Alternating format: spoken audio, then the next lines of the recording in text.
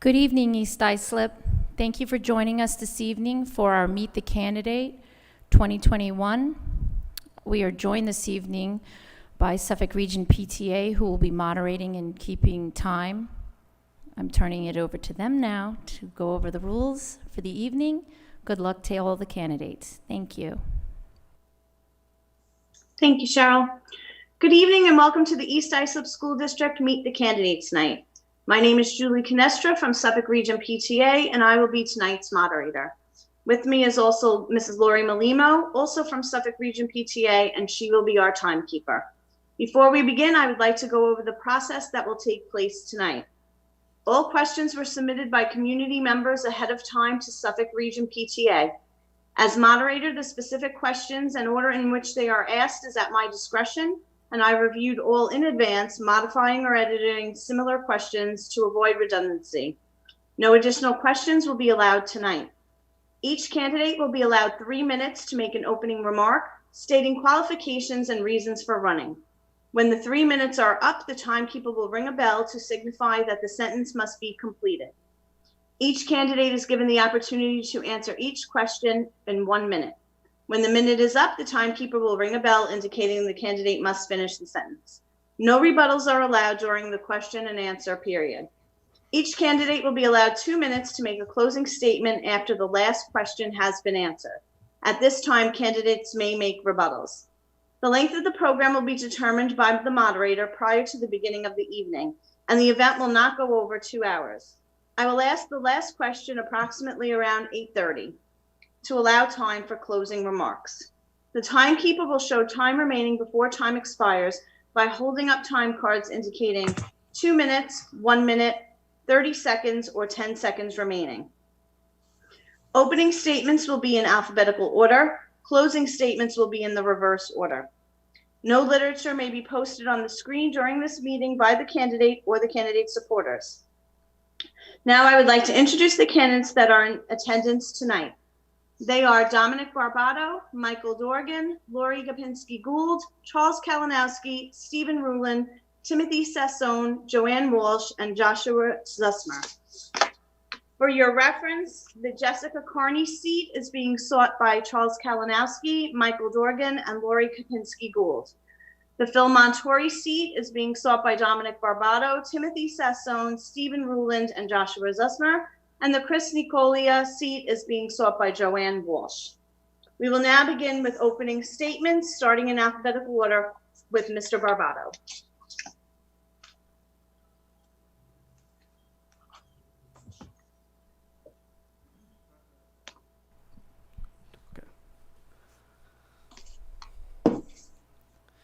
Good evening. For those that don't know me, my name is Dominic Barbato, and for those who have supported me and are joining me tonight, thank you. I would like to start by saying thank you to the East Islip community for the gracious support and backing in this district, which I have lived my entire life. I want to say thank you to the PTA for organizing this Meet the Candidates Night and all the teachers in this community. This last year of education was different, and many teachers had to quickly adapt to a new way of teaching, so thank you. Together, as a community, we can make changes to evolve the education in East Islip, looking a decade into the future. With unprecedented times calls for unprecedented measures of preparation. I know I am qualified to guide the fiscal budget of this community, stand with the students and taxpayers so there is a balance, and create equanimity in the school district as well as inclusivity for all students and community members. This last year was full of hostility, fear, and uncertainty. This next year may bring similar challenges.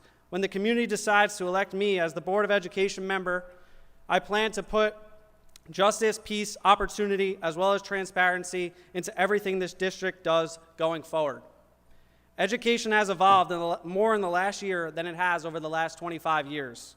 As a young professional, I have been in business for the last decade. I graduated East Islip with 39 college credits that were awarded to me through elective and AP college classes. I went on to receive both my Bachelor's of Science in Finance and Economics, as well as my master's degree in business with a concentration in organizational leadership, all before the age of 21, thanks to East Islip High School. I have volunteered at local food pantries on Saturdays throughout the pandemic, helping feed the hungry and giving families food on that given day. I continuously give back to Feeding America, donating thousands of meals a month to families without food. I am grateful for where I come from and what I have, and it is my duty to pass that on to this community. Although I am not a traditional educator, I have published over 250 educational resources online, as well as 3 courses that allow others to mimic the business model that has allowed me success over the last 8 years. Education is the offspring of inspiration, and I am standing before you, the community, asking to elect me as your next board member so that I can empower and inspire the generation of tomorrow. I have extensive experience sitting on a board for a vending association the last 4 years. If elected, I am one of the 5 voices for this community. I will make sure your voice, the community's voice, is heard and spoken for. One of my current business ventures I started in high school as a senior. This would not have happened if it wasn't for the teachers and programs that allowed me to develop my curiosities, strengthen my weaknesses, and uproot my talents to develop myself to my full capacity. Education is the offspring of inspiration, as I said, and that inspiration that education gave me is why I want to give back to this wonderful community I call home. I am standing before the district asking for your support in this upcoming election. Together, we can inspire and empower the generation of tomorrow while providing better fiscal responsibility for the taxpayers of this community. Thank you. Thank you. Next, Michael Dorgan.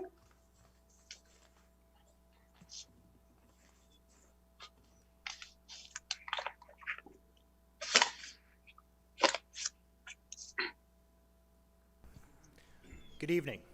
My name is Michael Dorgan. I just want to start by saying thank you to the PTA Council and the school district for hosting this event. I also want to thank the community for taking the time to hear what each of us have to say today. I've been a lifelong resident of the district with 3 children currently in our schools. My twin daughters are finishing at RCK and about to move on to the middle school, while my son is leaving CES to move on to RCK. I work for the New York State Department of Agriculture Markets, serving as a state survey program coordinator. And in my capacity, I meet and work with a variety of groups from federal, state, local, including external stakeholders to assess the conditions of state agricultural and horticultural systems. In my position, I have work experience in preparing grant proposals to support the safeguarding of various agricultural and horticultural systems by preparing budgets, procuring resources, and supplies to complete these work projects. Lastly, I've been working to enhance my work unit's business processes by leveraging the use of cloud-based automations to help reduction of administrative and clerical functions. When my daughters first entered the schools, my wife and I wanted to become more involved with the schools and the happenings of the school districts as parents.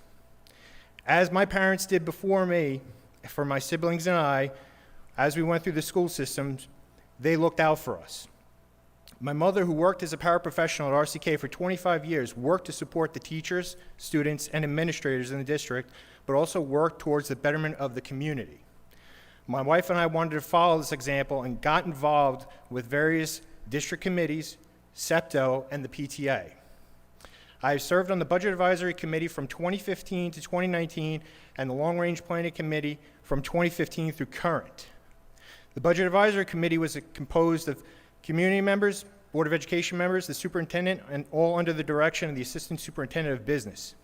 We were tasked with analyzing the working budget of the executive, working draft of the executive budget and provide specific recommendations to the Board of Education on how to balance the educational needs to ensure that the district is providing the sectors in technology, transportation, facilities, and security to ensure the district is providing for these sectors in the budget. As budget surpluses were identified, the committee recommended to the board to have the funds allocated to reserve funds.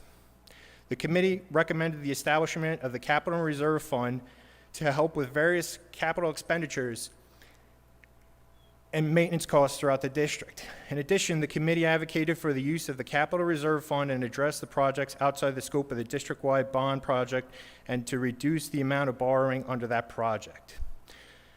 And on the Long Range Planning Committee was comprised of community members, parents, and Board of Education members, and the superintendent, as well as teachers and administrators.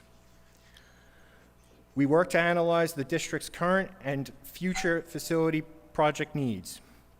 The scope of this analysis includes the student enrollment, facilities, economic conditions, educational programs, student achievement, and post-secondary preparation and staffing. In addition, I volunteered to help with the PTA events at the schools and been asked to help with interview committees for district employees.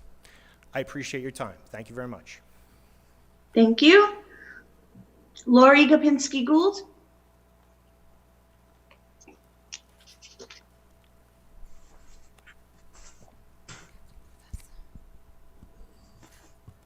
I would like to start by thanking Cheryl Pepe for organizing this night, the Suffolk Region PTA for moderating, as well as everyone watching at home. I also want to wish my fellow candidates good luck. For those of you who do not know me, my name is Lori Gould. I have been an East Islip resident for 12 years. My husband is what I like to call an East Islip lifer. We have 2 daughters in 4th and 5th grade. I currently have 2 job titles, mom and attorney. I am also one of the assistant coaches of the East Islip CYO track team and currently head of the 5th grade committee at JFK. Like many, in the pre-COVID days, I was pretty much going with the educational flow. My kids have been blessed with amazing teachers year after year, and I have had a great experience being part of the East Islip community. To be honest, I did not give the inner workings of our educational system much thought, and then COVID hit. All of a sudden, I became an at-home working mom and a teacher all at the same time. My husband is a medical professional, so as you can imagine, he was working endless hours in the hospital, and I was pretty much on my own. It was really hard. For the last 3 months of school, the teachers did the best they could with the parameters they were given. My hope was that over the summer, we would take a proactive approach to getting up and running for what we knew would be a difficult and challenging year ahead. I have the utmost respect for Mr. Dolan, the current board, and all of our educational professionals. I can't imagine the task that was laid in front of you. But as a parent, I felt we were taking a reactive approach, an approach that was to our children's detriment. I felt as a parent somewhat helpless. I had suggestions and ideas I wanted to share. I know now that if I want to have a voice for my kids, if I want to see changes made, then I need to get involved. The current board has made tremendous strides over the past few years. I want to be a part of the change over the next several.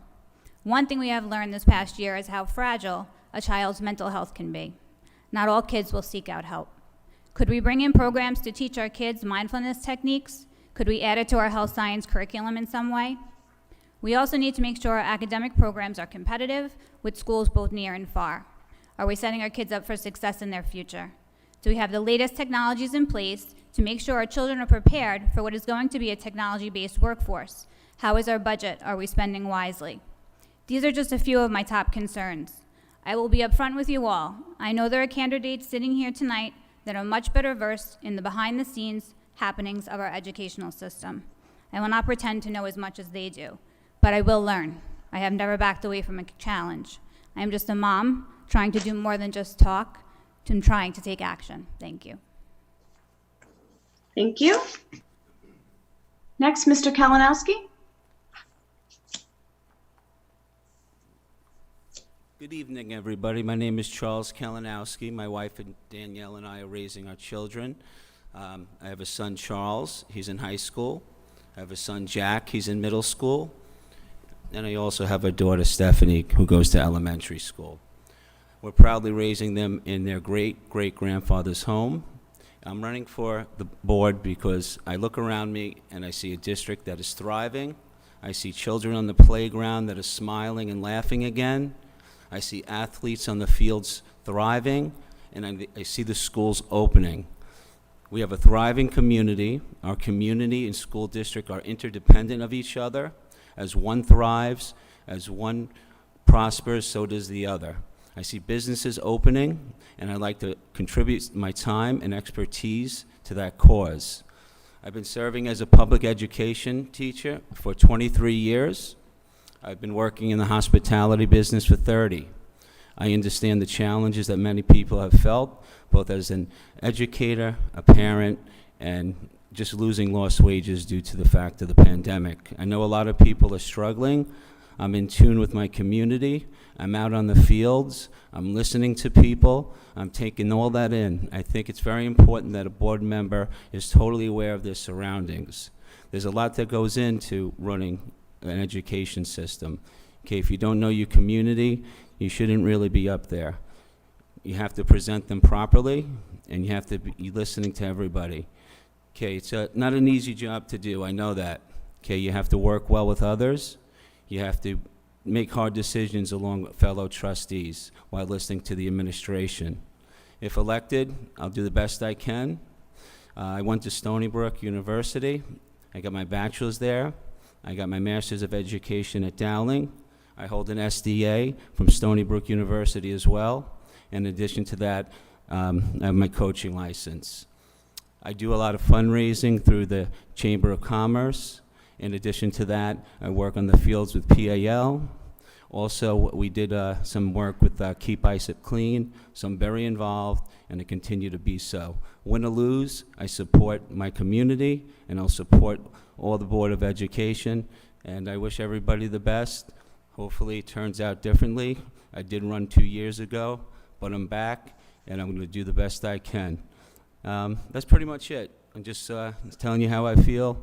I wrote a lot of stuff down, but at this point, that's all I have to say. I hope there's some tough questions, because I'm ready to answer them.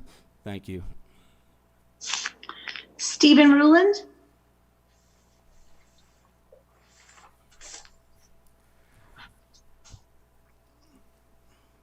Good evening. I would like to thank the Suffolk PTA for helping us with this, and also Cheryl Pepe.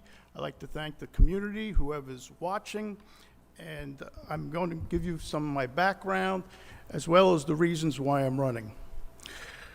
I have no children. I have 3 children that graduated from East Islip. My youngest graduated 2 years ago. So presently I don't have any children in the district. I'm a practicing attorney for over 30 years. I have my master's degree in public management and policy analysis, and I was a town planner in East Hampton for a short time. People asked me years ago, after my son was done with football 5 years ago, they had asked me, why do you still go make breakfast for the players? And I just wanted to help. My wife's been a teacher for 33 years in Timber Point. She's retiring this year. And they asked, why are you running for the board? Well, she wouldn't let me do it earlier because of that, and I could do it now. There's no conflicts. I have no children. They'll be in school right now. There'll be no favoritism at all. I'm doing everything for the kids. I've been involved in FTK events and Booster Club events, and I was a coach and manager in Little League of the Islips for 9 years. Every child is different. Every child has dreams, and I just want to make sure East Islip is on a good road to for every child. No child should be left behind. I see the minute left.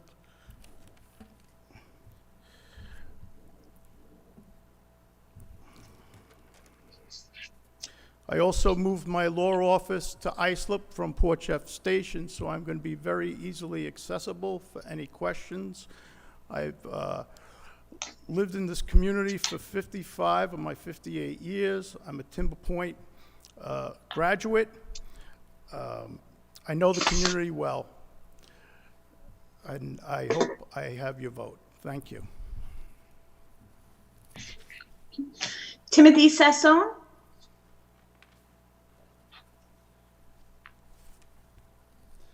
Hello, thank you to the PTA and the administration. This is truly democracy at its embryonic stages. I love people that are running for their school board. I think that is the ultimate sacrifice that people are making for their community. Having said that, it's a pleasure to introduce myself to the East Islip community, announce my candidacy as trustee.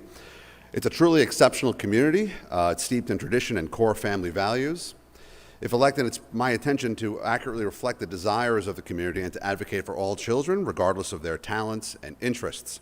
Children are our most valuable commodity, and school board decisions need to be broadly focused on their interests, as opposed to a narrow agenda that is focused on personal and political goals. Any interest, whether it be political, administrative, even unions for that matter, has to be secondary to the interests of our children and their ability to get a very high quality education. I have been a member of this, working in this community for a while as a volunteer. I've taught religion classes at St. Mary's. I've volunteered in baseball, soccer, softball. I'm currently doing softball and baseball, helping out in dance. I'm pretty loyal to the East Islip community. We basically go to the dentist that we go to is from East Islip, the doctor we go to is from East Islip. My wife even has, basically almost put Terrace Liquor out of business because, during the pandemic, she frequents that place as well. So it's perfect. The whole point of saying this is to really drill home that I am a holistic member of the society, and we will do anything to make sure that our kids have the best education possible. Education has always been and will always be a passion in my life. I feel a rigorous academic program would be beneficial to our district. I received my Bachelor of Science degree from Stony Brook University with a double major in business management and economics, a minor in European history. I worked in the private sector for a bit, for Citicorp and Ernst & Young, but my passion for the past led to a master's degree in history and eventually a career, now 20 years in education, where I've been. As a capstone to my educational career, I also have my school district leader and school building leadership degree. These experiences make me keenly aware of items ranging from budget analysis, actual budget analysis, to local and state curriculum goals. It's my goal as a member of the board that East Islip students receive a top-notch education and can compete with other various districts in Nassau and Suffolk County alike. I would always make an intentional effort to prevent soaring tax levy increases at all costs to protect our property values and have the chance for future generations to live here. My 3 children will be starting in the high school, middle school, and elementary. So I have a vested interest at all levels. As a parent, a taxpayer, and educator, I would represent all stakeholders rather than use this as an opportunity, again, to advance a very narrow agenda. Okay? I have shown dedication to the community in the past. I am straightforward. Anybody that personally knows me, you could ask around town, would basically tell you that I will tell you how I feel, and I'm not trying to basically pander to certain interests. I'm an insatiable learner. I have the ability to lead and influence others and also build consensus, and I value confidentiality as well. So I think that all of these qualities would make me a quality board leader. Thank you. Joanne Walsh. Hi, good evening. Thank you, Cheryl, for organizing this, and thank you, Suffolk Region. I know you're very busy this time of year. I am currently serving in the seat vacated by Chris Nicolia, and I am running for that seat again for continuity of the board and because I love the children of East Islip. I moved here 25 years ago with my husband. I have 2 children, one a 2020 graduate who received a wonderful education from East Islip and had enough college credits to be 1 year ahead at college. I have a sophomore who is doing currently she's on the same path as my son and will graduate with many college credits, and she's doing extremely well. I've been involved with PTA for 14 years. I've been through 5 buildings in the district, serving as president of 3 units, including PTA Council. I've served on the Budget Advisory Committee for 5 years, the Long Range Planning Committee, several interview committees, Nutrition Committee, Wellness Committee. I've been very involved with the children and the district. I currently work at South Shore Children's Center here in a pre-K class, so I am serving the youngest minds of East Islip and building their future. And basically I'm here to continue fighting for the children of East Islip and the district and making sure the taxpayers are happy. I know the time and energy that goes into holding this position, and I am willing to do it all again. So thank you very much, and I look forward to the questions.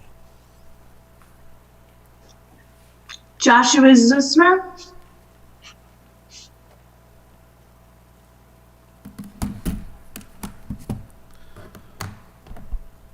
Good evening. My name is Joshua Zusmer. Thanks to the PTA, the Suffolk PTA, for hosting this event, and thank you all for watching tonight. I lived in East Islip for 16 years. My wife and her family, the Schechters, have been here for over 40. We have 2 children in the district, a boy and a girl, who are 12 and 11 years old. When I was 16, I started working over the summers packing and moving boxes for the Eastern Suffolk Board of Cooperative Educational Services, BOCES. I graduated college with a degree in computer science, and from there, I installed and supported classroom computers, school computer labs, and adaptive technology for special education with BOCES. I got my MBA while managing educational and business structure and data systems for the adult career and technical education training, the adult nursing, and the adult literacy programs. And I wrote business plans, marketing plans, and process analysis and then re-engineering reports on the side. I went back to school again and studied for my school district business leadership certification. I have since been involved in the Human Resources Office, the Business Office, the Communications Office, Buildings and Grounds, Staff Development, and Curriculum Development at BOCES in their central office. I've been on both sides of the civil service contract negotiations process and the teachers as well, and I've seen what works in numerous districts. Basically, if it happens in our schools, I know how it works. I'm running for our board because I believe that in order for our district to continue along its path to greatness, not only do we need people with a variety of strengths, but we need people who know how school systems work. Diverse backgrounds help drive innovation, and I think that's true for our board. We already benefit from having a lawyer with Mr. Zachary, and we have a teacher with Mr. Carpluck. I want to bring my background and knowledge to the table and do my part to serve our community. Thank you. We're now going to begin with the question portion. The first question is going to be directed to Lori Gould. What is the biggest challenge you feel this district faces?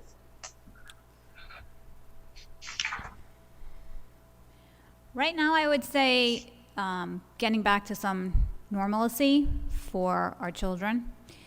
This year has been challenging, not only for teachers, but for the kids, but for the parents.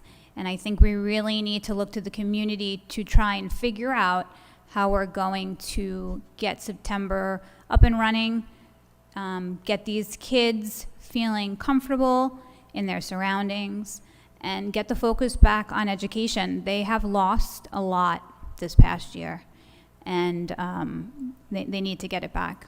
Thank you. Charles Kalinowski. I think one of the biggest challenges is trying to get more vocational opportunities for the children. Okay, a lot of people learn differently.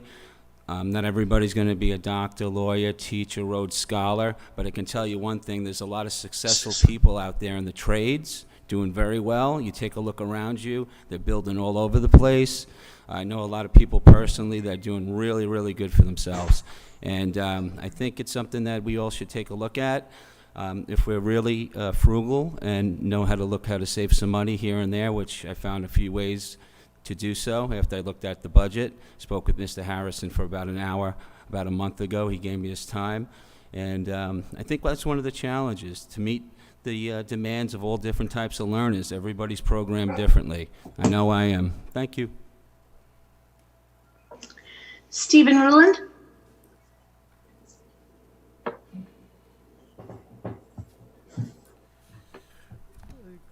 But both these candidates made good points. I mean, the first thing is getting back to normal. I think the district did a very good job to phase in what they've been doing and keeping people safe.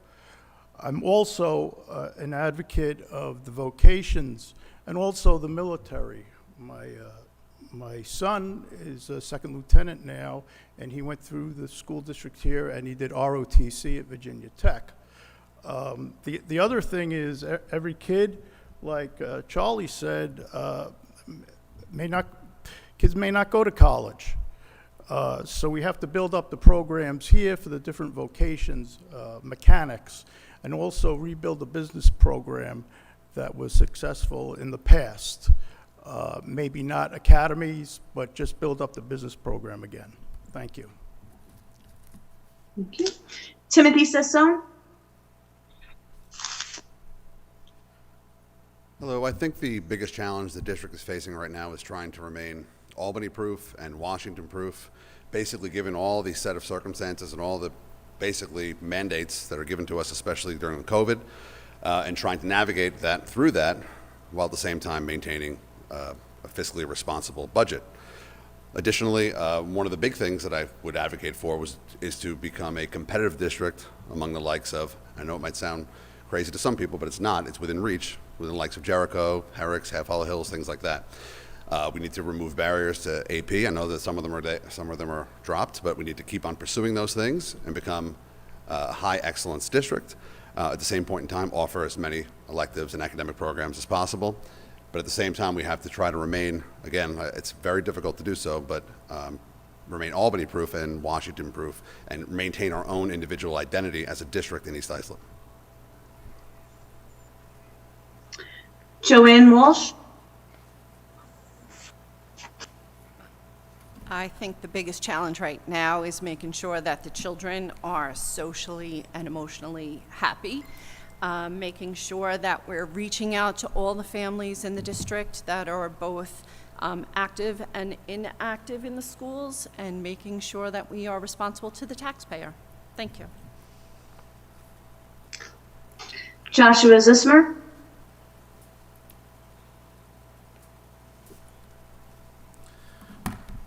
I think there are a lot of already realistic goals that we can have as a district, and I think we're doing a good job at addressing a lot of them, getting back to school, and the social benefits for our children of that are huge. But one of the things I think we definitely need to work on as districts is our communication. We certainly need to improve on that with regard to what information we're getting out, how we're getting it out, and the clarity. I know during this last year, a lot of information has not necessarily come directly from the district, but through parents groups. I know there have been a lot of questions about how we did things with the facilities. I know there have been a lot of questions that have been about our budget. And I think if we had stronger communication, we'd be more comfortable as a town with how the district has handled those things, or we'd be asking the right questions. I know 2 meetings ago, Ms. Carney spoke about the issues with issuing the spring plans, and that there was some pushback about how we didn't have any of the process released with that. That's something that should be addressed before we release communication, and something that we can plan for. Thank you. Dominic Barbato. I think that's a great question, and a lot of what I'm running on is lowering the taxes for the community and bringing back the Business Academy, as well as other skills for students to learn from. We need to teach the students of this district, or all districts, skills that convert to dollars. There are so many ways now that we could create curriculum around classes that actually allow students to be making money with the phones in their pocket. Instead of them posting on TikTok, they can now post a video on YouTube and monetize their lifestyle through that. I've been successful with that so far, but I also believe it's very important to advocate for mental health and labor peace among teachers. I sat with the East Islip Teachers Association, and I heard their concerns with the contracts that are expiring, and I believe this is something of major importance because, as I said in my opening statement, education is the offspring of inspiration, and if the teachers are not being adequately paid, it's very hard to inspire. Thank you. Michael Dorgan.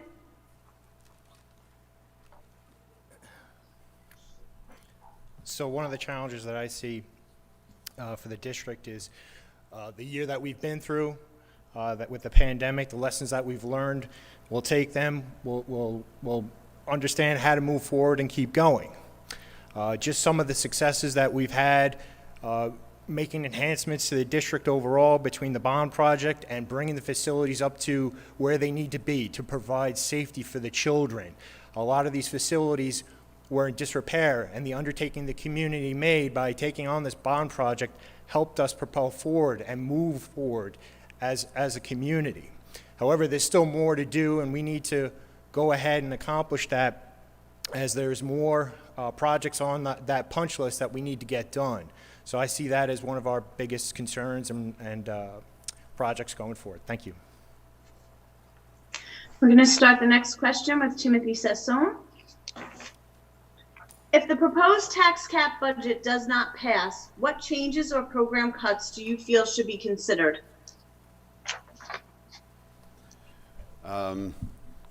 Okay, so this is an interesting question. So given the fact that in a virtual situation where cuts have to be made, I think that there could be some consolidation naturally, very similar. Not that that this would happen, but that schools need to be consolidated in a more effective manner and and class sizes need to be adjusted. Loss of program, I know that there's not a lot of discretionary levels of spending that need to be cut at the same time because teacher salary and benefits are a lot. But if it has to be something, it could be as simple as removing something like assistant coaches or something like that. So again, you're going to hear a lot of non-specific stuff, but at the same point in time, I believe that there are ways to maintain program, while at the same time just be smarter. So you don't necessarily have to cut outright certain programs, especially ones such as sports, music, because I know how detrimental that is to the community, but you can definitely work smarter with less money. Joanne Walsh.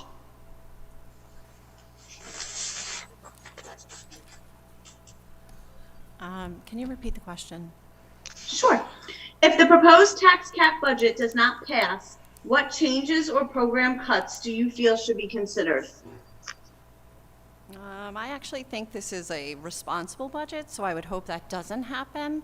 And I think that what would have to be cut are the things that are proposed in the budget, such as the new librarian, and any other thing that we were bringing back that we haven't had for 10 years. So I am hoping that those decisions do not have to be made. And it's a tough question because I don't think that any area should have to suffer. I was here and active in the district when middle school sports were cut, and that was a terrible time after the pandemic. I don't really see an area that could be cut fairly. So I would have to think about that very hard. Thank you. Joshua Zussmer.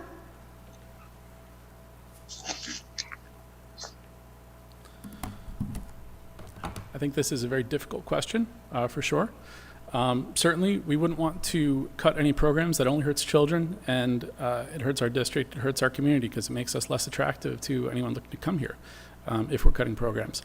I think if anything, it's difficult because having not been in the room when we made these decisions and discussed them at length, I would say we'd want to limit new programs and limit to, or at least explore what is in the budget that does the least damage in cutting. But hopefully that's not a thing we'd have to do.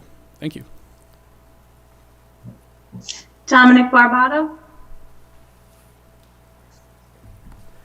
I think that's an excellent question for all candidates running for the Board of Education positions. Taxes do rise, but I think we can offset that with school fundraising. Although schools do run on taxes from the community and the taxpayers of this community, I think we can offset that. But the biggest thing with any tax cuts that do happen is cut as far away from the students and the classroom as possible. I don't believe the students should suffer just because of a no or decline in raising the tax cap. As well, a small tax cap is very little, so hopefully the community is behind it and we can get better education for this coming year away from COVID.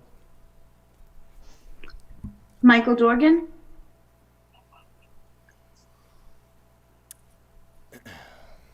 So looking at this in particular, if it's not looked upon favorably, however, I agree it is a fair budget that's put forward. However, if the community did decide not to go with it, again, we have to be creative and look at different solutions on how to get the education that our students need.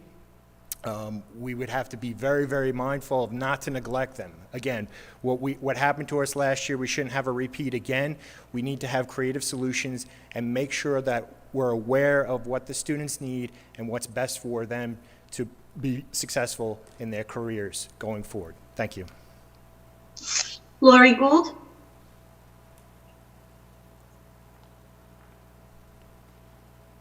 I have to agree. I mean, education has to be the top priority, so it would really be about going back to the drawing board and seeing what new programs we were hoping to add that, again, if were not added, would do the least amount of damage to our students.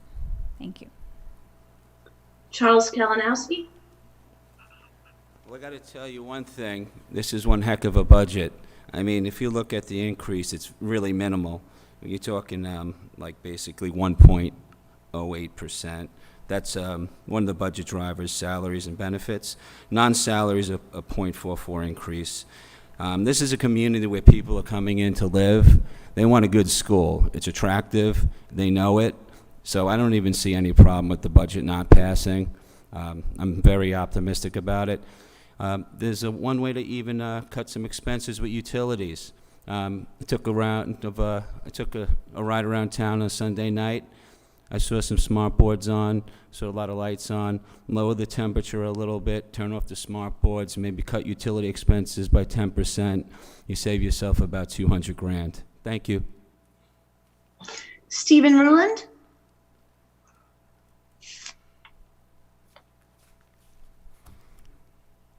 I would hope that this budget, number one, would pass. And what I look at is things that might have been added to the budget that weren't there in previous years that will not hurt the children. We're going to start the next question with Joshua Zismer. What is your opinion on the importance of mental health professionals in the district? I think it's very important. Our students' well-being is critical. And I believe hearing at this recent meeting, our social workers and school psychologists are very important for our students' well-being. I know my kids have benefited from speaking to some of the social workers in their buildings with regards to issues with their friends and so on. But we also have all of our teaching staff, and everyone in the building cares about the kids. So in a way, they're directing them to the social workers and providing those services as well. But obviously that's very critical. Thank you. Thank you. Dominic Barbato? That's another great question, and I think it's absolutely something that we need to look into. I don't know off the top of my head how many mental health professionals we do have, but I do believe it is rather low, and I never knew of any mental health professionals when I graduated just over 8 years ago. I believe meditation and the power of the mind is very powerful. Students develop the ability to think, metacognition, between the ages of puberty. So obviously, it is very important to put mental health at the forefront of education because the education is very important. Michael Dorgan? Mental health is essential to student health overall. I want to applaud the board. Back in 2019, they made the effort to hire more psychologists to deal with mental health issues. And I want to applaud them for the programs they've instituted at the elementary level with the Mental Health Mondays. I think that is valuable. It's good for the child's development. It's good for the well-being. So I appreciate that. Thank you. Lori Gould?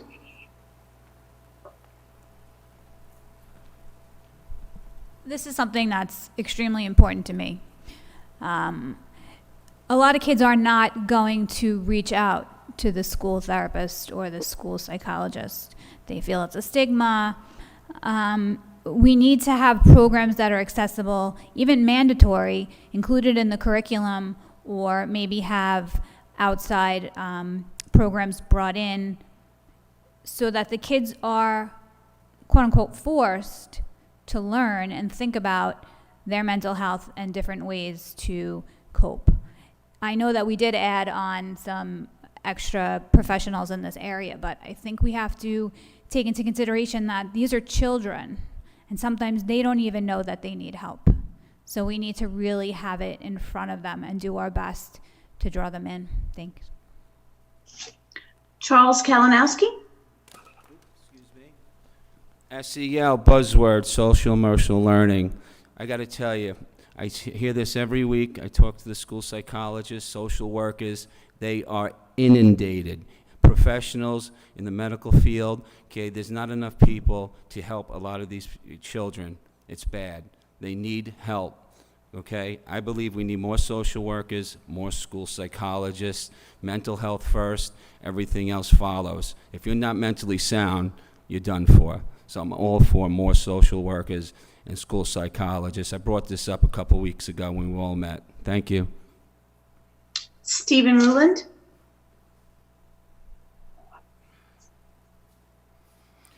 In these times especially, we need the mental health professionals, and even more. You have children for the past year and a half living a totally different life. You have online learning, you have parents that lost jobs, you have teachers that have to change everything what they did a year and a half ago. So I think it's of utmost importance having mental health professionals within the schools, and probably need more. Thank you. Timothy Sesson. Hello. Along the same vein as everybody else is kind of referring to, we definitely need to address social and emotional health. School social workers, I believe there's only one at the middle school, especially during the pandemic. They should be more proactive. There should be more of them. I'm sure they're doing a great job, and I know they're doing a good job, but at the same point in time, considering we have a little bit of discretionary spending for stuff like this is why you keep some reserve funds. The world did not see this pandemic happening, and we have to react to it.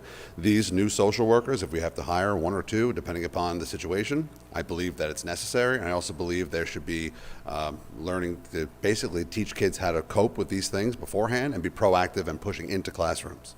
Thank you. Joanne Walsh.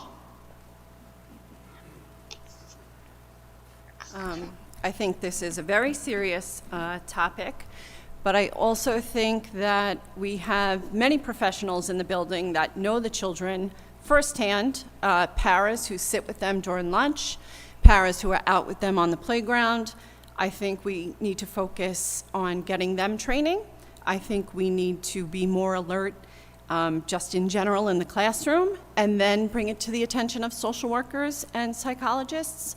It takes a village, and I think we have ample staff to notice and recognize when children do have issues, because like Lori said, they may not come forward, but adults do recognize certain changes in children, and I think they should all be made aware of that.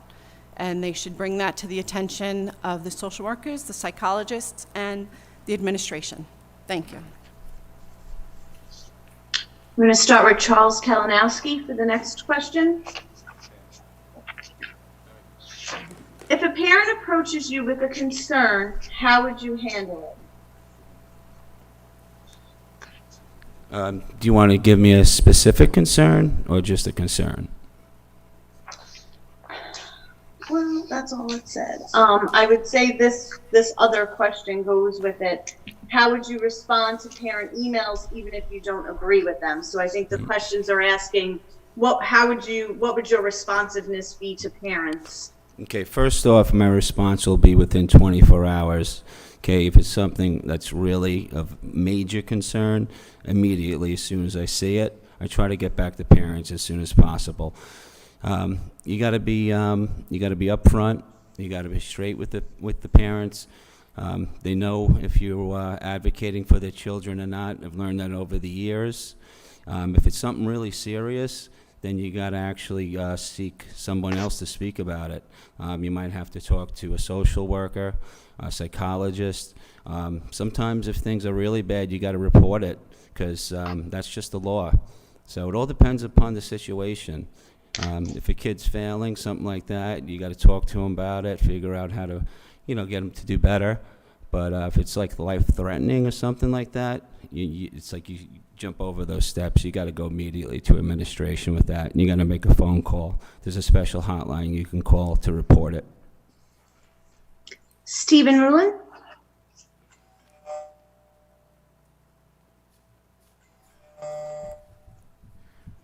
First of all, I'd get back to them right away. And if I didn't know about it before, if I knew a problem that existed before and had some knowledge in regards to it, then I'd talk to them about it. If it's something brand new, I would bring it to the powers that be, depending on the department and stuff. And of course, if it's something really, really bad, then you might have to go to the government authorities. But I would get back to them right away. Thank you. Timothy Sisson. Yes, in general, if somebody comes up with a complaint or something they feel that is necessary to express to me, I would get back to them as soon as possible. I would also make them feel very valued, extremely valued, even if it may seem minimal to me. When it comes to your own kids, even the littlest thing for me might be a big deal for them. So in reality, anybody who has a child knows that. I would use discretion. I would not go flapping my mouth all around town about it. I would also go to the school board because maybe they would have some experience in the situation if I didn't know how to react to it myself. It's very difficult to hone in on an exact circumstance, but again, make them feel valued, use discretion at all costs, and do not minimize it under any circumstances, because I believe even small problems to somebody else what might seem like a small problem to me is a huge problem for somebody else, and potentially a larger problem we might have to call outside institutions. Thank you. Joanne Walsh? If a parent comes to me with a concern, first of all, I would just listen. If they're coming to you, they actually really feel strongly about it because it usually involves their children, and that is nothing to be take lightly. I would use discretion. I would speak to the other board members and find out if anybody else has made similar complaints. I would go through the proper channels to make sure that this parent's voice is heard and that is backed by the Board of Education. And I would just make sure that whatever the concern is, that it gets answered in a timely fashion. I would not discredit anybody's concerns at all. Thank you. Joshua Zismer?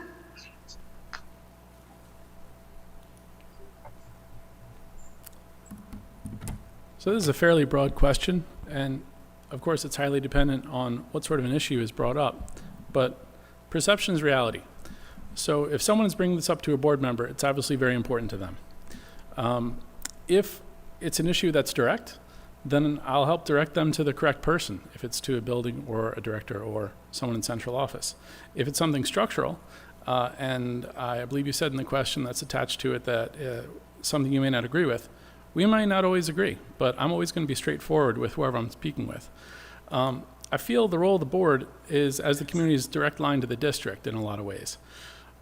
So obviously I'm going to have a discussion with that person about what my feelings are and my understanding on an issue is. And if we don't agree, that's something that can be brought up to the rest of the board and to the appropriate location in the district. Thank you. Dominic Barbato?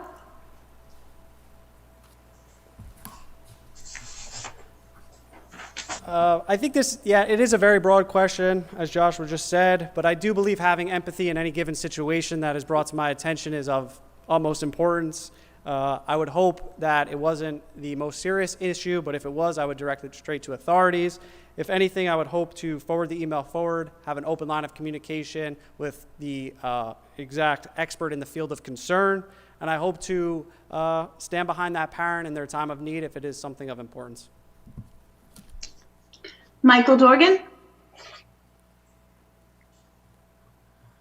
So like others have mentioned, I would listen, hear them out on this concern that they had. Again, use discretion. Depending on what the issue is, direct them to the proper party. If it's something that's dealing with the teacher, back to the teacher for resolution possibly, the principal if need be. Possibly even a psychologist may be something they need to speak to the psychologist about, as well as maybe again back to a department head or administrator for clarification or resolution. But definitely listen, hear them out, and work with them on that issue. Thank you. Thank you. We're going to start the next question with Joanne Walsh. All students need diverse role models to live, work, and prosper in a multicultural and diverse society. What is your position regarding increasing diversity in the East Islip faculty and staff, especially teaching positions? I'm all for it. I think more exposure to different experiences can only make a more well-rounded student. I'm not opposed to anybody bringing in any kind of special speakers or any kind of outside help that would help the students learn from different environments or different cultures or races. I think any kind of learning experience, especially from a teacher directly, can only make for a better educated student. Thank you. Joshua Zismer.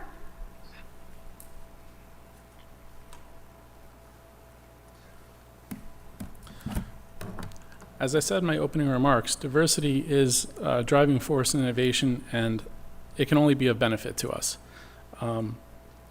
If that's something that we're able to do here more effectively, I'm absolutely all for it. I know that's one of the things we're looking to do on Long Island. I know Dr. Lutz at Eastern Suffolk BOCES runs a committee to increase the diverse teaching force on the island, and I would hope that we're one of the districts that follow suit with that. Thank you. Dominic Barbato.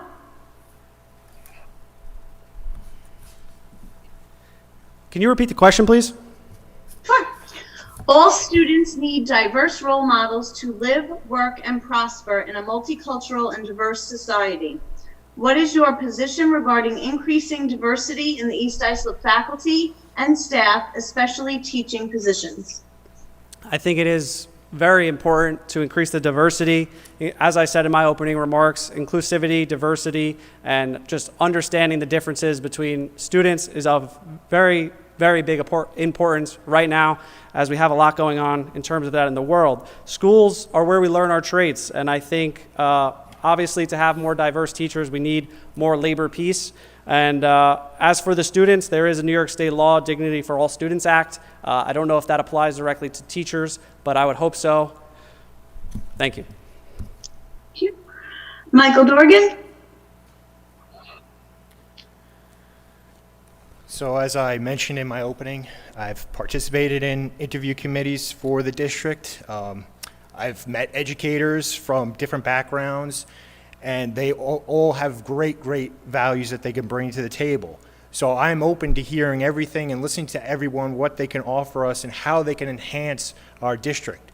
So again, listening to them and hearing them and evaluating how that would best put our students in a better position to be competitive in the world is good for me, and I think it's good for the community. Thank you. Lori Gould.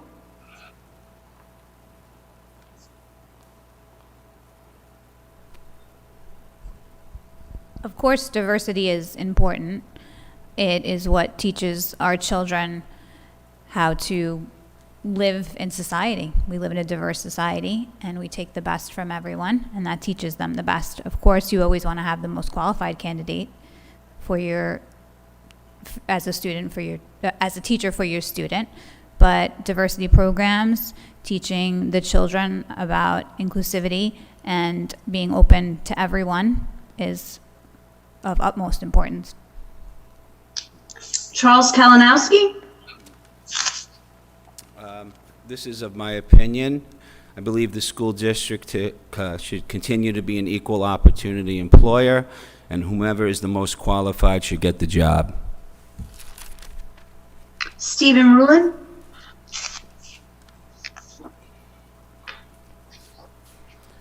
I think diversity is very important. It could only help the kids. Once they're out in the real world, we have a very diverse country, and they should start dealing with it now. Thank you. Timothy Sessom. Yes, of course, diversity is a pretty important factor. It's very important, actually. It's a reflection of our country. Our country is becoming more and more diverse. Including different opinions into the mix makes a more nuanced, better argument, makes for better collaborative work in the future. Everything's perfect about diversity. Diversity in and of itself shouldn't be an end game. Of course, it's up to the superintendent to hire who they want based on experience and based on skill level. But in and of itself, diversity is an important factor to have in our schools. This is a follow-up question to that question, and we're going to start with Michael Dorgan. How do you plan to ensure the district implements the recently released New York State Board of Regents Framework on Diversity, Equity, and Inclusion in New York Schools, a call to action draft policy? So again, listening to what the community has to say on this particular issue. I think it would provide utmost importance overall.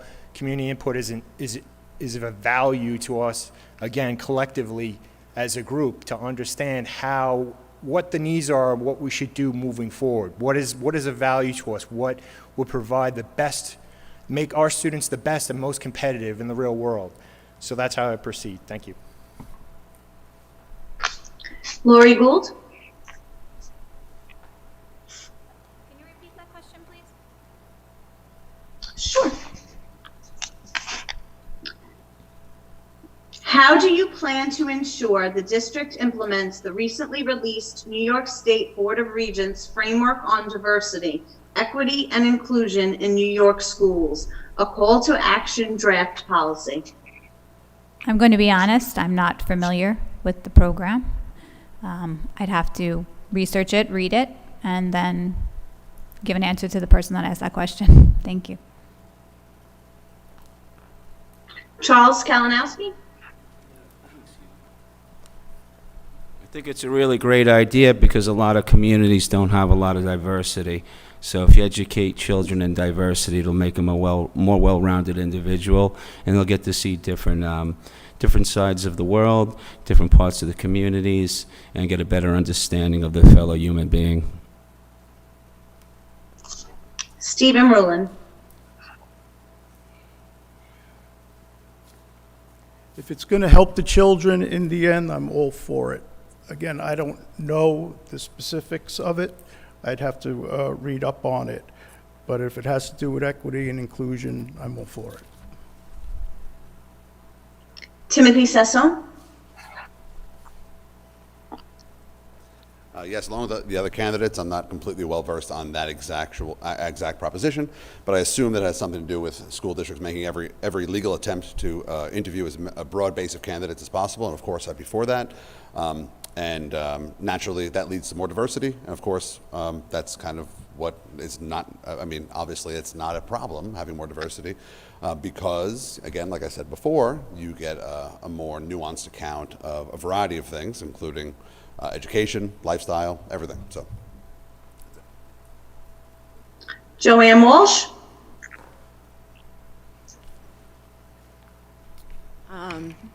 World is changing very quickly.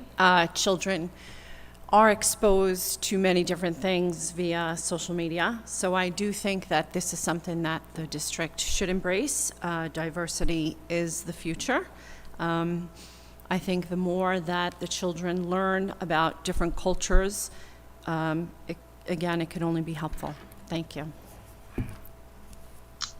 Joshua Zismer?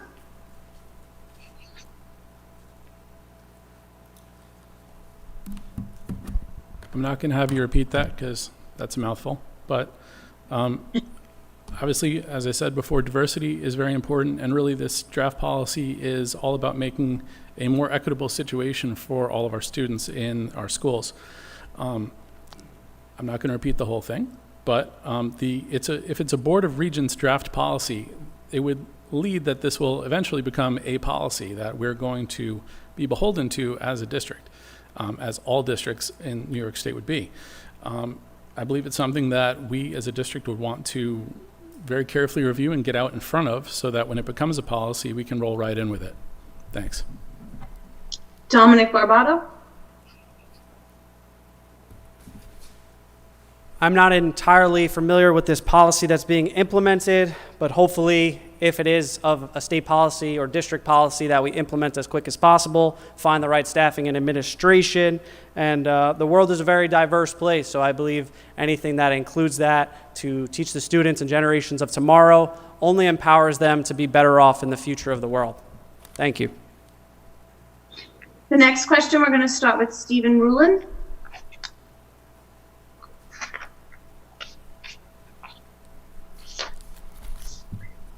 Do you feel the schools should be as back to normal as possible next year, specifically things such as orchestra, chorus, safe field trips, and fifth graders changing classes? Without a doubt. By September, I would hope that things are all back to normal. Like I said before, that I believe the school did a decent job with this pandemic, And hopefully, everybody's back and back to normal in September. Timothy Sessom.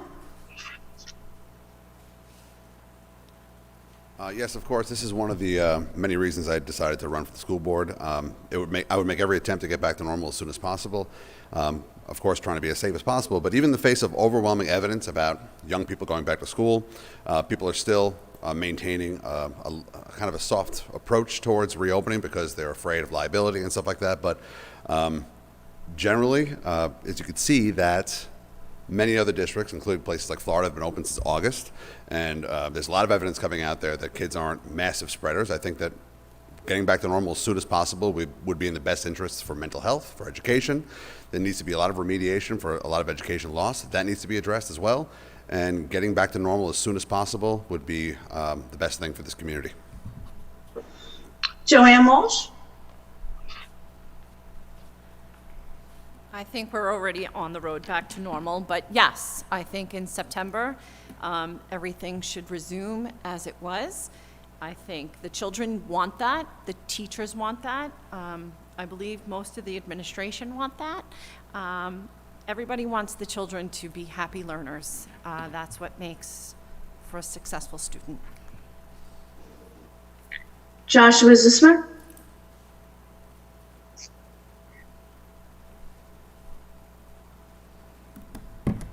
I think it's obvious that everyone would like to get everything as back to normal as possible, as soon as possible. That's especially including our schools. This has been an incredibly difficult year for our teachers, our staff, our students, parents, everyone. Being in school is going to be the best place for our students to learn. And in a more normal way is going to be the best way possible. However, I know at last night's board meeting, there was some discussion about removing face shields and desk shields. I don't disagree with that. However, we are, as all schools in Suffolk County, I believe, beholden to what the Suffolk County Board of Health regulations limit us to be. Ideally, those are going to be better in September, but we're going to have to follow what it is, and I don't advocate spinning our wheels on something we can't control. So hopefully it'll be better, but I believe we're definitely on the path as we've been going. Thank you. Dominic Barbato. I believe we should take the masks off just like I did to give this speech or answer this question. Masks remove human perception and connection. I think it creates a disconnect between the student and the teacher, and it's very hard to be able to understand someone with a mask on. But of course, we must consult and understand the science and evidence that is involved with masks, but it seems as if you could be 60 feet away wearing a mask and it's still transmittable, or not transmittable. And I do believe desk shields are not a state policy. I've seen many other districts on Long Island that don't have desk shields. So hopefully by September, the world's more than halfway vaccinated, that we will get there too, and our students will be back to being educated normally. Michael Dorgan. I would agree, as others have said, yes, definitely. We're looking at everything now. We're on that path. We're on that trajectory to head back to where we were previously before the pandemic started. Again, we're seeing with the in-person learning, it's helping the children immensely. What we saw last year was kind of detrimental to their development overall, but definitely getting back in the classrooms and back to that sense of normalcy will help us overall as a community. Thank you. Lori Gould.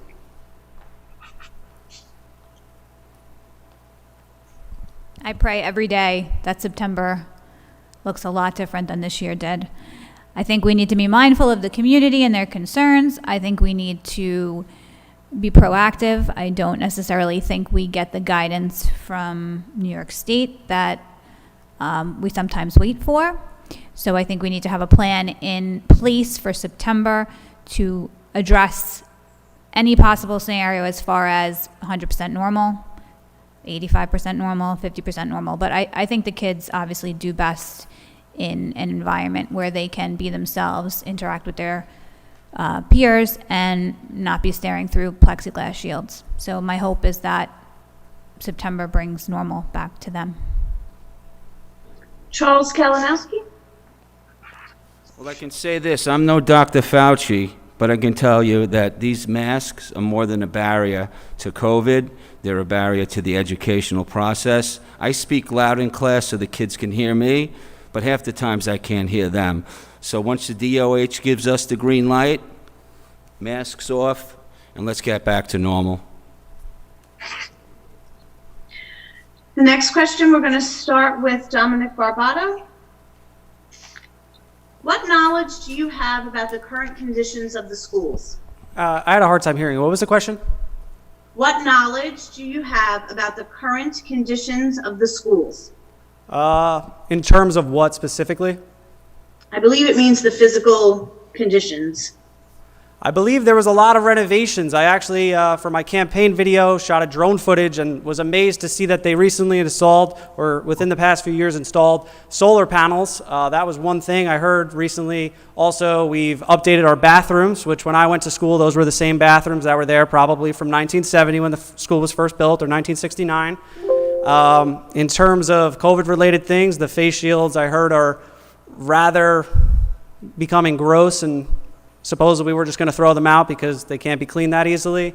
In terms of student relations, I don't know if the masks are a barrier and if students are eating in a plexiglass corner.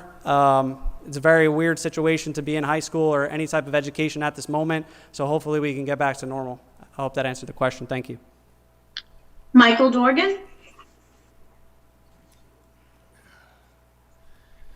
So as I mentioned in my opening remarks, I served on the Long Range Planning Committee. That committee, again, was charged with facility evaluation. I saw firsthand in disrepair many of the buildings that we're in, and I advocated for the budget project to make those renovations. Again, we were assessed by the state, by the education department. Every 5 years they come in, they do an assessment of our buildings, and to me it was like nothing was done, and I felt horrible. My children are in these schools, and they were in disrepair, and I advocated for the remediation and enhancement of them as quickly as possible. Thank you. Lori Gould. I think we've made great strides in this area over the past 5 years. New roofs, I know the solar panels, the bathrooms.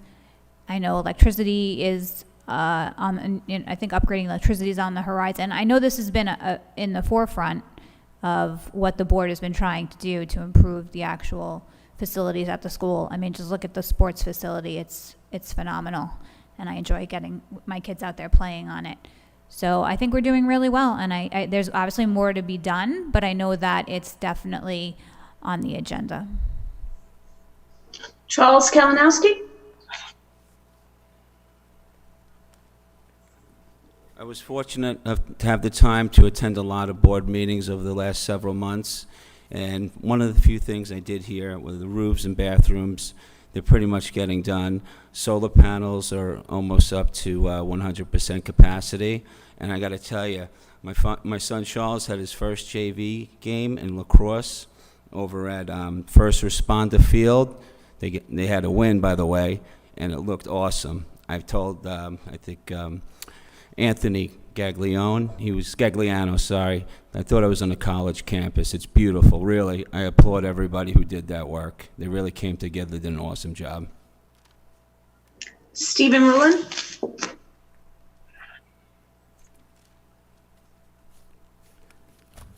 The facilities are still a work in progress, but what was done since the bond has been unbelievable. I haven't seen these schools this way in a long, long time. And the bond had a lot to do with that. I know they're still working on some things, plumbing and stuff in certain schools, but I'm sure everything will work out. Timothy Sesso.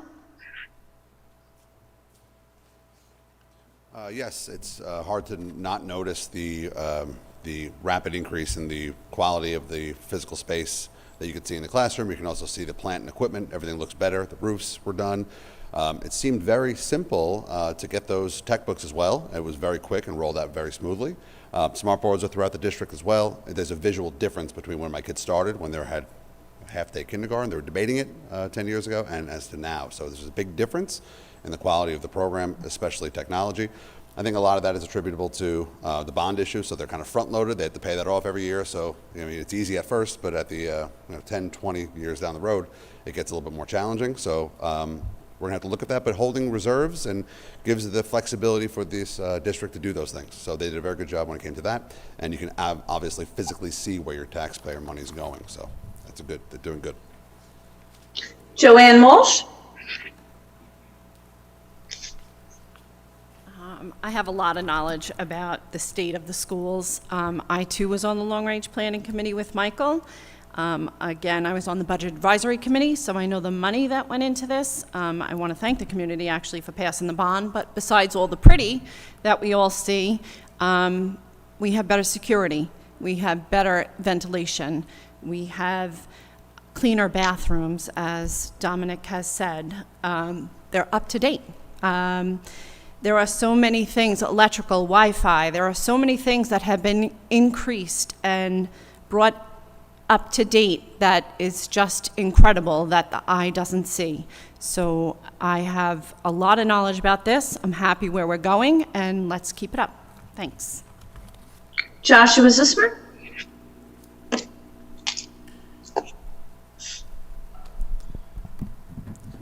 I was actually fortunate enough to be a member of our facilities planning committee when we were discussing and reviewing the statement of work for the bond. As Ms. Walsh just said, have done a lot of great work, and you can see with the fields, the state of the building. I know I've troubled Mr. Dolan a number of times how the music suite is coming along. Everything's going great. And I know there was some concern about how much we spent on the bond and how that was going to impact us. And I think that's one of the things we could communicate better. I think it's been really good. I've worked and seen a lot of buildings and grounds for a lot of districts.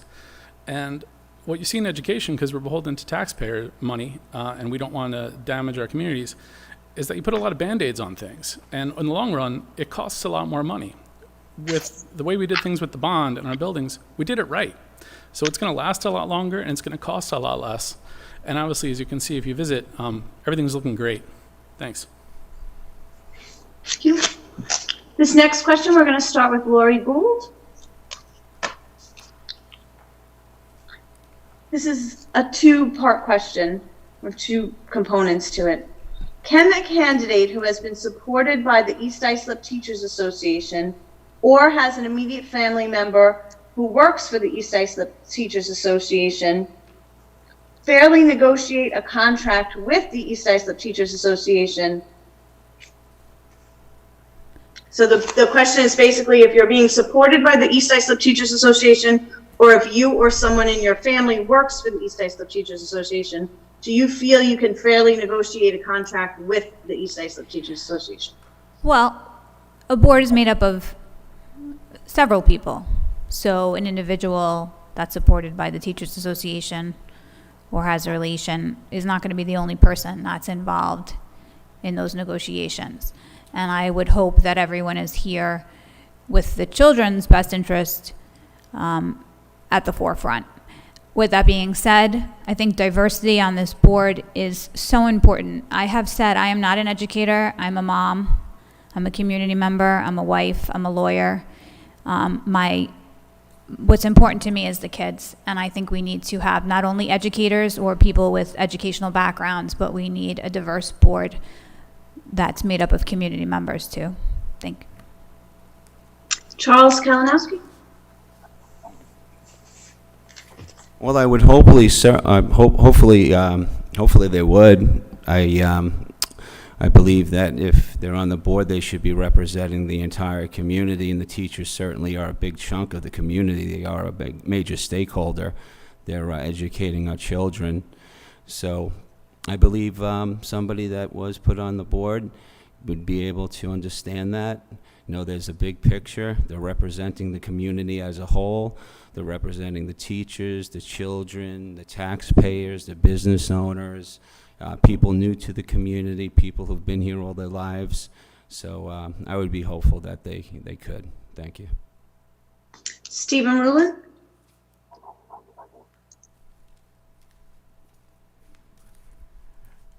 this hits me really close because my wife's a teacher now, but she's retiring.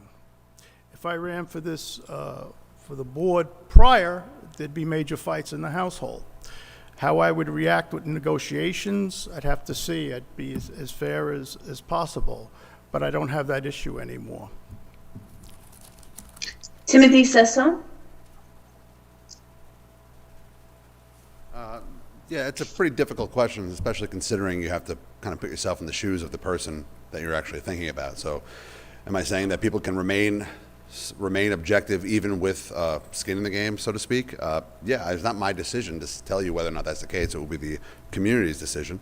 But I think people that are intelligent, that are community-based, and have the ability to run for the school board can definitely put those things aside if needs be.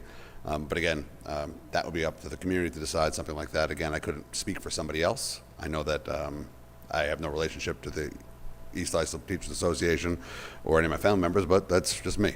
All right, thank you. Joanne Walsh. As a sitting board member, I could tell you the answer is just a simple yes. We are the voice of the community, and that is why we are elected to the position that we're elected to, and we listen to everybody, and that's how we negotiate. Thanks. Joshua Zismer.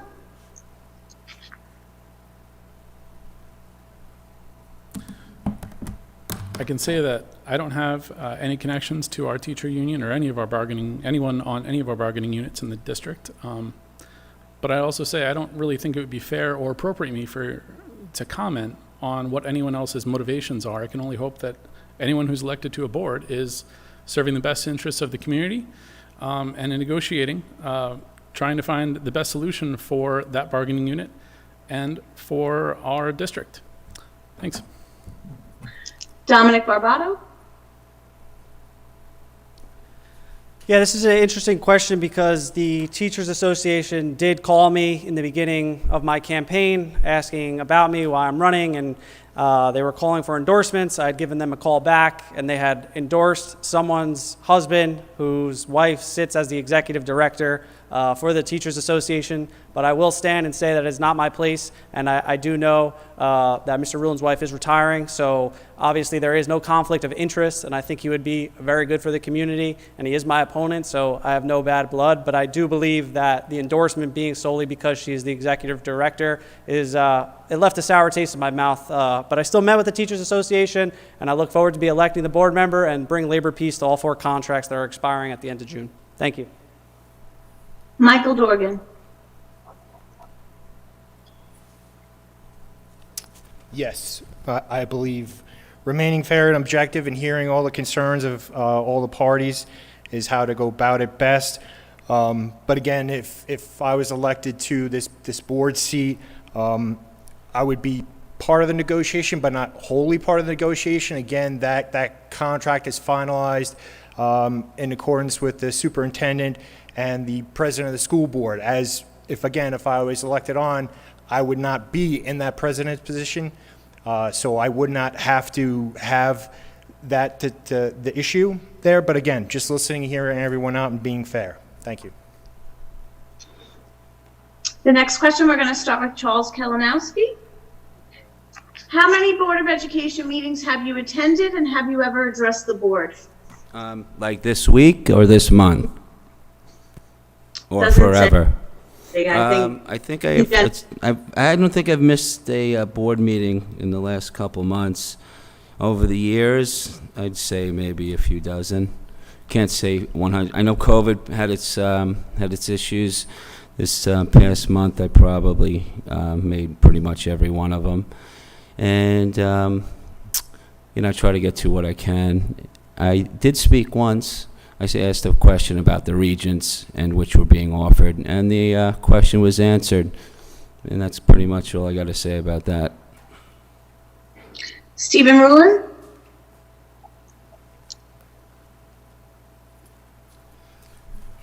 I can't tell you an exact number because I've been watching most of them virtually since the pandemic.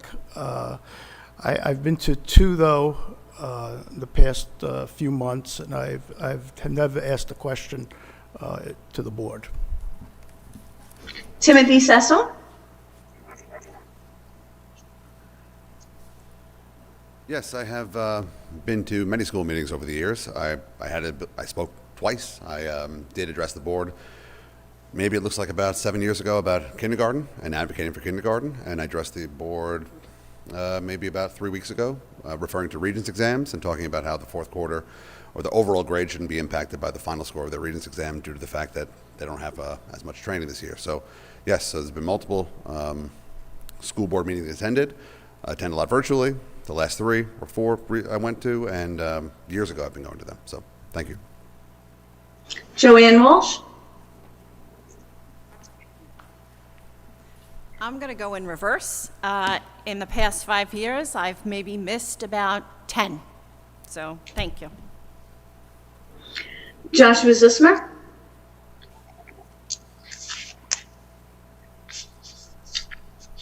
Prior to this year, I attended board meetings now and again. During this past year, since March, attendance has become a really funny word. I have attended from the comfort of my couch every single board meeting since March. As far as speaking, I know Mrs. Carney has read a number of my remarks, I believe 3 times over the last year. If Mr. Karpluk is watching, he'll know that I've probably harassed him once a month, almost after every board meeting, with regard to questions or concerns. Thank you. Dominic Barbato?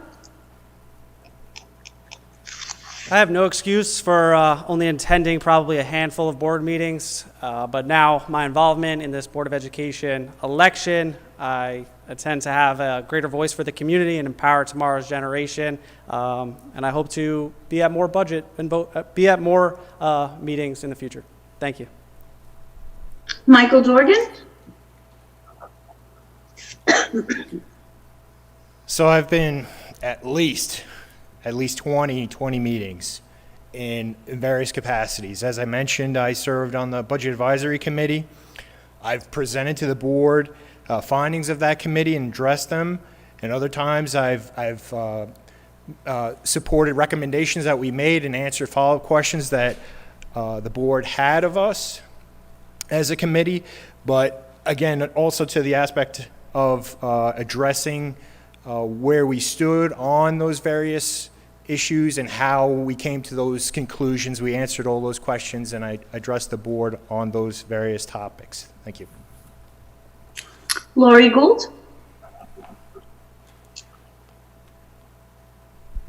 Quiet and shy are 2 adjectives that do not describe me. I have been to several board meetings in person. I have watched several virtually. I have stood up and asked questions. I've emailed Mr. Dolan several times, Dr. Smith several times, the mental health professionals in my kids' elementary school several times. So yes, I am actively participating in board meetings, whether it's here or at home. The next question, we'll start with Stephen Ruland. What would you say your philosophy on education is?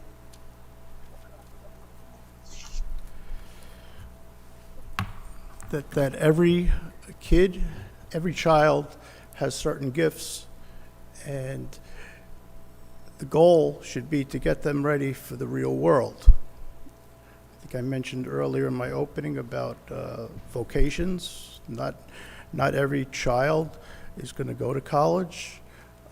There's children, I have relatives who's terrible in high school and they're doing well as mechanic now.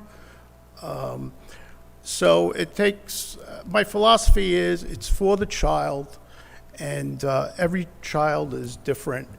And really the job is to get them ready for the real world one way or the other. Timothy Sisson? Yes, my philosophy on education is a personal one because I obviously chose that for my career. Also, I believe it's the most important thing we could do for our children and our community. to have a diverse set of skills and have a rigorous education is probably the best thing we can do, and offer as many opportunities as possible. That way, because we all know personally that we're not exactly sure what we're going to do, but we know what we're skillful at, allowing every opportunity for these children to be successful and maintaining rigorous programs and setting the bar extremely high. I think that setting the bar high, kids will surprise you, and they will continue to surprise you by setting the bar high. We need to expand as many opportunities as we can for extracurricular activities. I know that there was a recent issue about a newspaper being advocated, and I totally support that. I love that activism. There are so many different fields that these kids can find themselves in, so we're going to have to maximize as many as possible. Joanne Walsh. I believe that every child is entitled to a public education that will get them ready to live, whether it be successfully after pursuing college or pursuing a trade. I think that the public education system needs to prepare them for everything that comes to them. I think that we are on a good path right now. I believe that the educators and the administration should never stop learning themselves. We need to be open-minded to change, and we need to stay focused on giving the children every opportunity they can to be successful. Joshua Zussmer.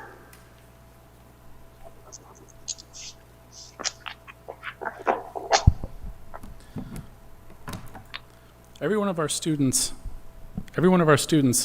has a passion, either for academics, or career and technical trades, our STEM programs, music, drama, athletics.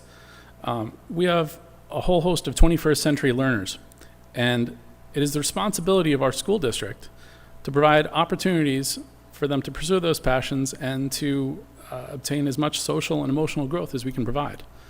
That's our job. Thank you. Dominic Barbato.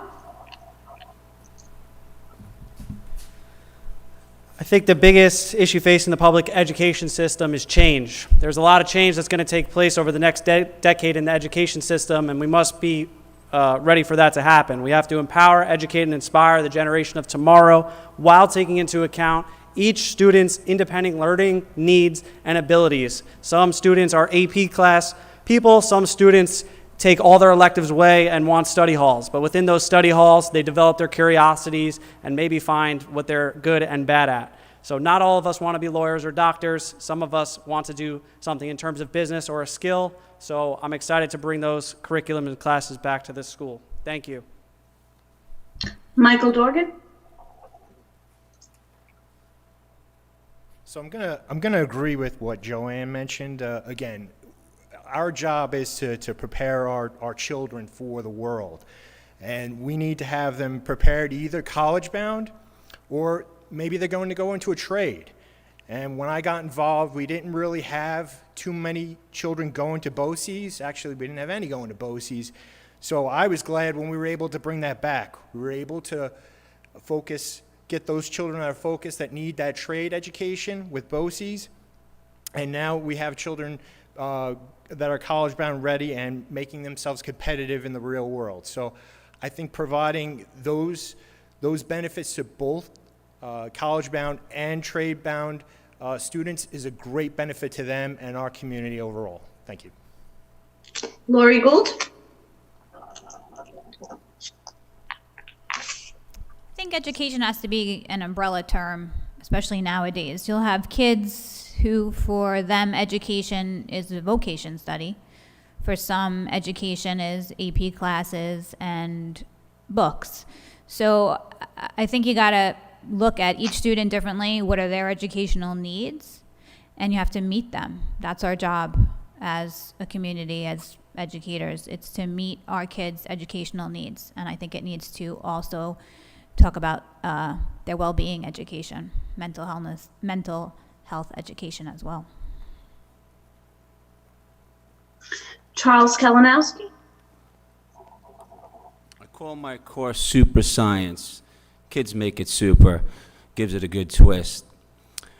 Obviously, the curriculum is important. You're there to teach the curriculum. How you teach it, that's up to the teacher. But kids want to know you're a human being too. They have emotions. Not everybody comes from a perfect family. They need to know they're safe. They need to know there's somebody they can talk to. And I can tell you one thing, kids can see a fraud from a mile away. So not only are you there to teach the curriculum, you're there to let them know you care about them. But you got to be sincere about it. Okay, this is going to be the last question, and then we'll go into the closing statements. The last question, we're going to start with Timothy Sassone. What financial or audit experience do you have? All right. Well, starting back from college, I guess you could say. I mean, as far as my educational foundation, I was a major in business and economics. I was an economics TA. I went to grad school for economics and then history. So I also work in the accounting field. I worked at Ernst & Young in Manhattan. I worked at Citigroup as an accounting manager, and I have real-world experience. However, my passion for history led me in a different direction. That's how deep I like history, I guess. So, yeah, so those things, those experiences enable me to kind of be able to look at a budget thoroughly and adequately and be able to assess pretty overwhelming evidence that something is going right or something is going wrong. And yeah, that's actually right in my wheelhouse because that was a large part of my life. Thank you. Joanne Walsh? I think my recent financial responsibility was through the Budget Advisory Committee. I think that we have pointed out several flaws that were corrected over the years. I think that financially we are doing well. We are a good oversight community. And prior to that, many years ago, I worked at Bank of America, so I do have finance in my background, but that was so long ago, I'd rather not talk about it, and I'd just rather focus on what I accomplished here. Thanks. Joshua Zismer?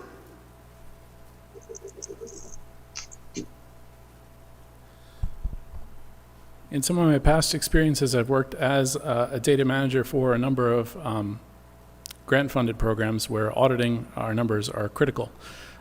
It's literally been my job to work as the regulatory official for those programs. Since then, as I said earlier, I am certified as a school district business leader, which means I have the same certifications as our current business official. I'm able to go through any of our, at least as we're referring this question to schools, I'm able to go through our budget probably with greater scrutiny than we've been able to do in the past if I'm elected to the board. Thank you. Dominic Barbata? It's a great question to ask of any candidate. Obviously, with a budget of $121 million, it is of most importance. I have a background in finance and economics. I started my first business at age 14. I've ran a profitable business that's been in the black for the past 7 years. I have enough financial experience to as well realize that school can't just rely on taxpayers as the main form of funding. I believe in a digital e-commerce revolution happening in this school education, and I hope that we can fund a lot more programs through fundraising rather than on the dime of the taxpayer. And I do have no audit experience. That's it. Thank you. Michael Dogan? So I have a degree in business management, so I have great familiarity with finance and auditing.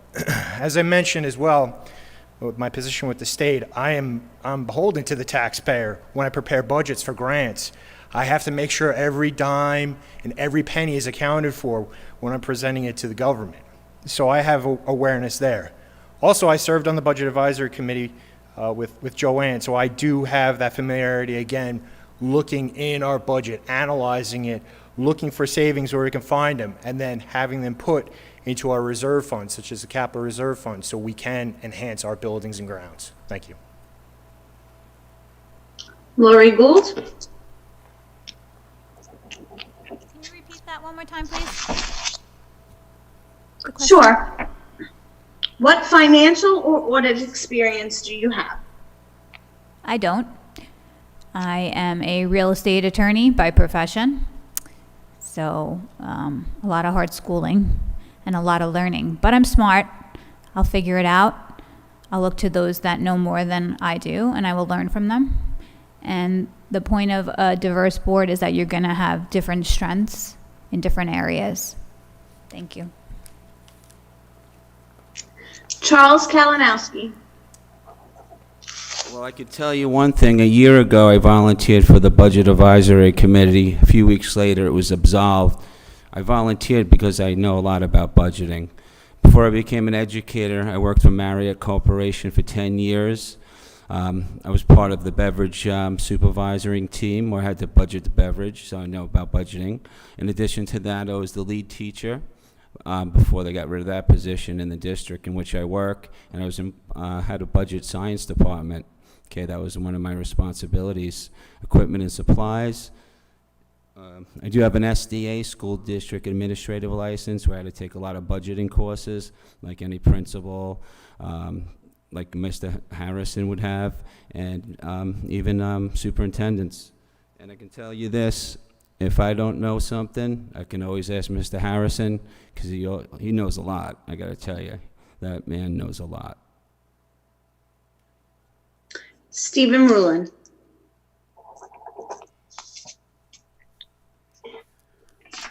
Like Lori, I don't have much financial and audit experience. However, I do have a master's degree in public management and policy analysis, whereby there were a lot of accounting principles and empirical analysis. Also, I've been operating a small law firm for some years and helping with the budgetary issues of a law firm. Thank you. Thank you. We will now go to your closing statements. You will each have 2 minutes to give your closing statement. We'll start with Joshua Zusmer.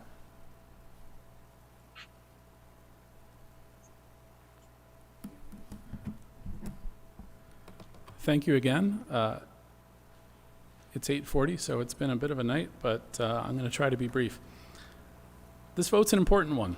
We have a number of contracts coming up, and we have decisions to make that will help bring our district into the 21st century, and I believe I have the most experience of anyone running to help make these things work. As a board member, I will always be available and straightforward.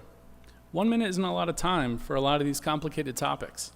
I have a page on Facebook that's active for my campaign, and I invite you to visit it for more information. And please reach out to me if you want to talk or if you have any questions. Thank you for your time. Joanne Walsh.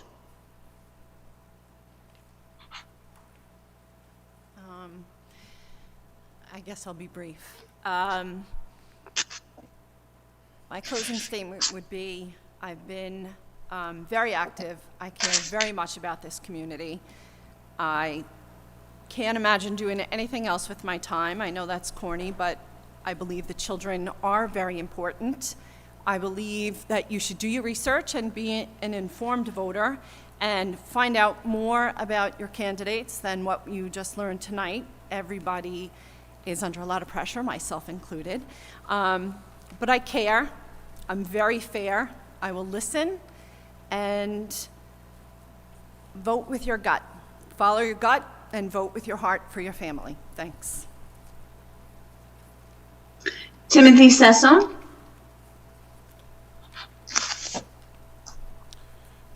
Thank you, and I appreciate the time you guys gave us tonight. Once again, I wanted to let you know that I have shown dedication to the community in the past. I'm straightforward, I'm an insatiable learner, I'm a consensus builder, and I value confidentiality as well. On top of that, I want to let you guys know that you also have an advocate. So instead of reacting to the Department of Health, which of course we legally have to do, you also have potentially a person who can echo your sentiments, and maybe I can be a more firm advocate on higher levels of government. Maybe I can speak a little louder having this position, considering the pretty ridiculous situation that Suffolk County at times has put us in with regard to these mandates. May I add that you're also going to be having a voice that echoes into Washington, D.C. and tries to create a buffer for all kinds of ideological driven movements to make sure that we, as East Islip community members, have a fair and balanced education for our kids outside of undue influence. I'm tasking the community, you have a job to do. Just look beyond the signs and look beyond the platitudes and just ask somebody. Ask somebody who played for my baseball team. Ask somebody who taught alongside me. Ask somebody who was a business associate of mine. You'll be able to get a few degrees into actually a person that knows who I am, and I implore you to ask about my character, because it's very difficult to understand who somebody is based on a couple of platitudes and some signs. So I task you with that. I also want to give a quick shout out to some of the special education parents out there, because I also will be an advocate for you, and there's been no questions about special education. At times throughout my 20-year career, I have been dealing with people, sometimes crying parents, that have thanked me for helping them, and I believe that as an educational institution, we need to do everything possible to make sure the learning environment is acceptable and safe for kids with special needs as well. Thank you. Stephen Rulin?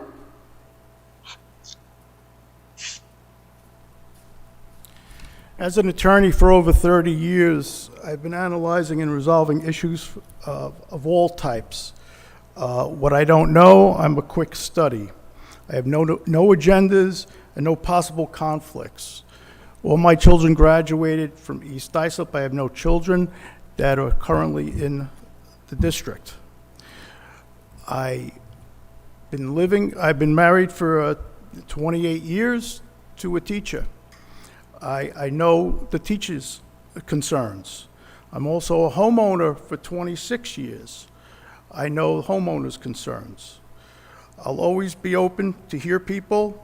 And again, in the end, it's about the students and getting the students ready for the next step.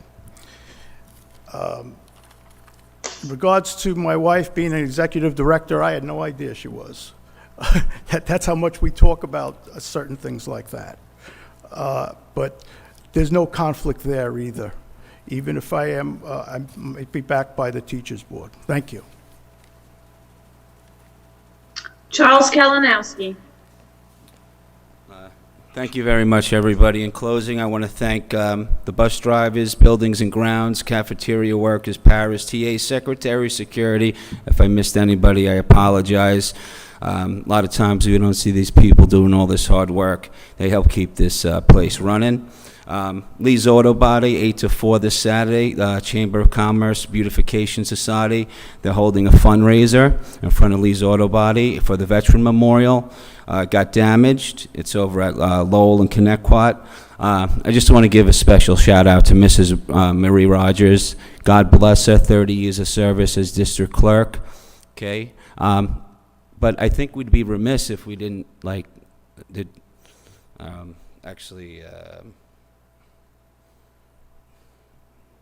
want to say something else. Give me a minute. Did we say the Pledge of Allegiance? We did? No, that's what I was thinking. We missed something. We missed the Pledge of Allegiance. Before all meetings, we have the pledge. Can we recite it? Would you like to join me? Thank you. I was wondering what we missed. I pledge allegiance to the flag of the United States of America and to the republic for which it stands, one nation, under God, indivisible, with liberty and justice for all. God bless our community. God bless the United States of America. Lori Gould. Again, I'd like to thank everyone who made tonight possible and thank my fellow candidates for their contributions. I want you all to know that if I get elected, I will be open and available to the ideas and concerns of the community. It is important that our Board of Education be diverse. The board should not be made up of just educators and school administrators. Moms bring a different perspective to the table, and they must have a voice on the board. Over the past 12 years, I have seen what a tight-knit community East Islip is. So many of my husband's family and friends have planted roots here for decades. I understand the legacy of EI, and I believe we can honor the past while embracing change. I invite those on Facebook to search out the group Lori G for BOE. There you can find out more about me and ask me any additional questions you may have. I hope to have your support on May 18th. Thank you. Michael Dorgan.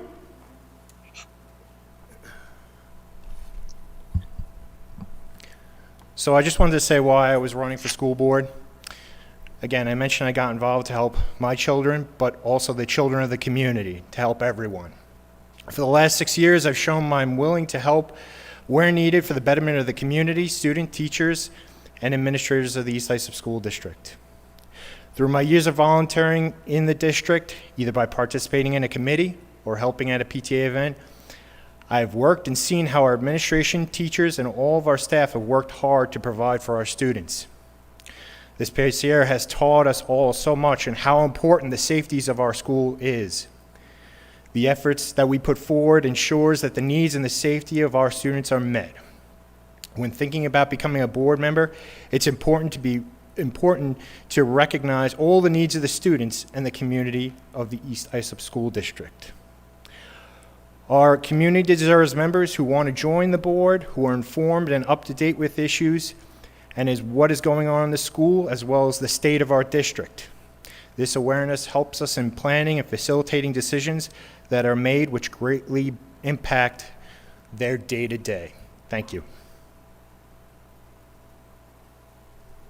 Dominic Barbato.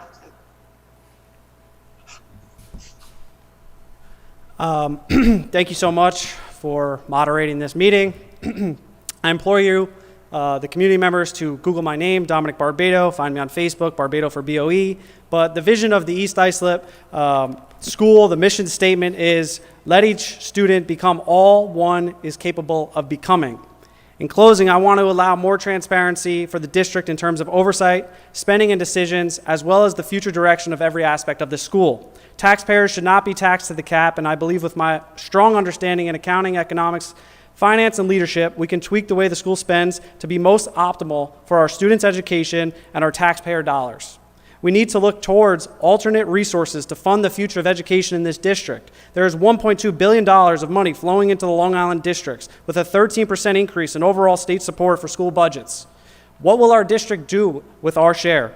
Board members are faced with unique challenges, and I plan to bring many solutions to the table that are beneficial for all community members and students. Education should provide the foundation to explore curiosities and to allow students to become their most capable selves. We must put education in the center of our focus. We must think ahead, 10 years into the future. What will those students want to learn, and how will they learn? Stand with me to empower the students of East Islip to advance their understanding of technology and be guided into a new world of digital economics at their fingertips.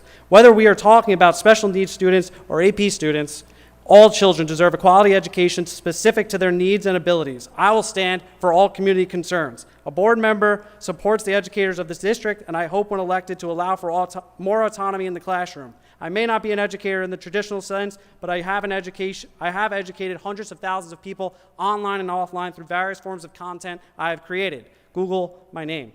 Educators' role should be to teach our students how to think, not what to think. We all come from diverse backgrounds, and schools should be the one place where there is inclusivity among all opinions. Diversity, inclusion, and equanimity for all is key to a good educational foundation. This decade will bring a lot of changes with advances in math, sciences, technology, and alike. I'm excited to stand with the community here today, asking for your vote on May 18th to allow me to progress the educational system of tomorrow, empower the generations of tomorrow to come, and not with the old way of thinking and doing, but with the new ways of educating and inspiring. Thank you. Thank you, everyone. Cheryl, did you want to have any closing remarks?